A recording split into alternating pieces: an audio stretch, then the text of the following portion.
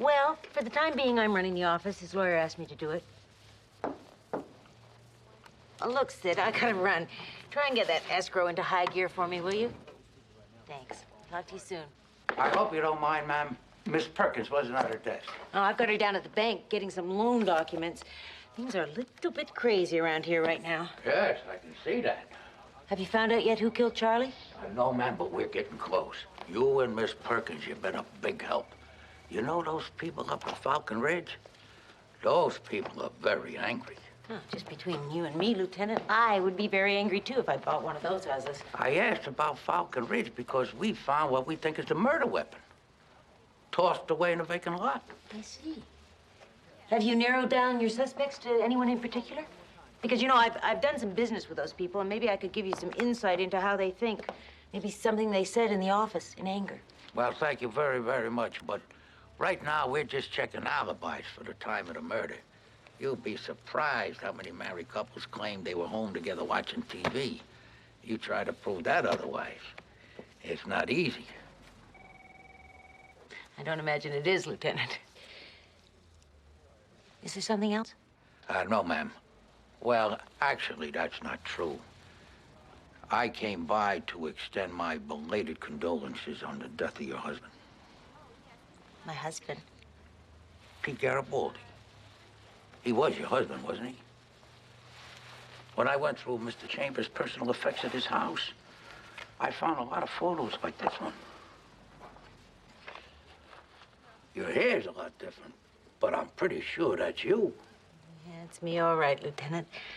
I was wondering how long it was going to take you to recognize me. You know what threw me off? In those days, your name was Annie. Annette. Annette Garibaldi. When I came back to L.A., I asked Charlie if he'd mind if I used my maiden name and my middle name. I'd made a clean break with the past. I wanted to keep it that way. Well, that's perfectly understandable, ma'am. And like I said, I was very sorry when I heard about his death.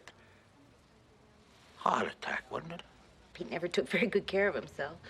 Too many calories, too many cigarettes.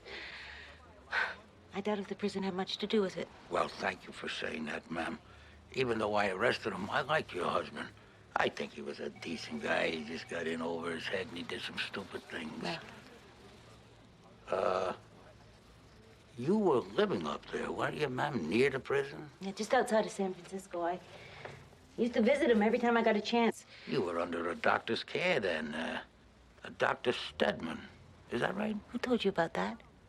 It was in your personnel file. We checked that. It's just routine. Of course. Anyway, time is a way of healing all wounds.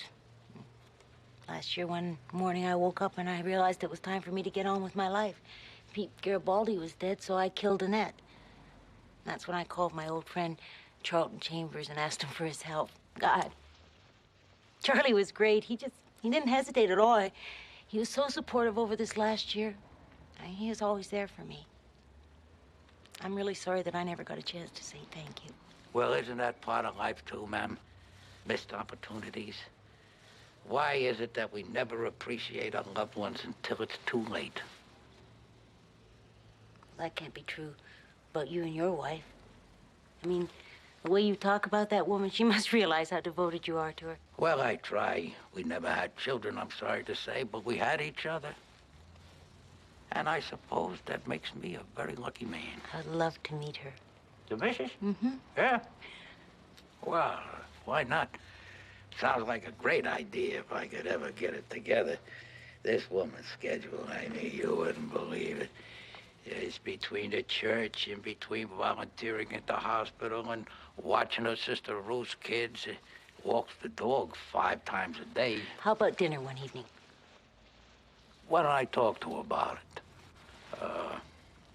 Oh, gee, here I am. I'm taking up all your time. Don't be silly. No. No, you're busy and so am I. Anyway, I gotta get down to headquarters, help trace the ownership of that gun. So far, it's a dead end.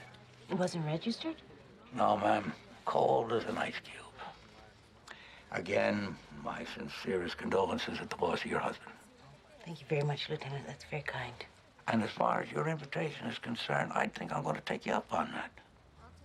To chat about those people up at Falcon Ridge. Between you and me, I think one of them killed Mr. Chambers. There's no question in my mind.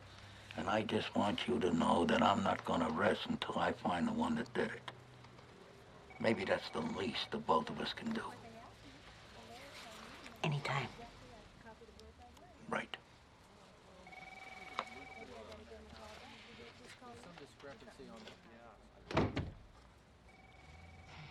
Just one more thing.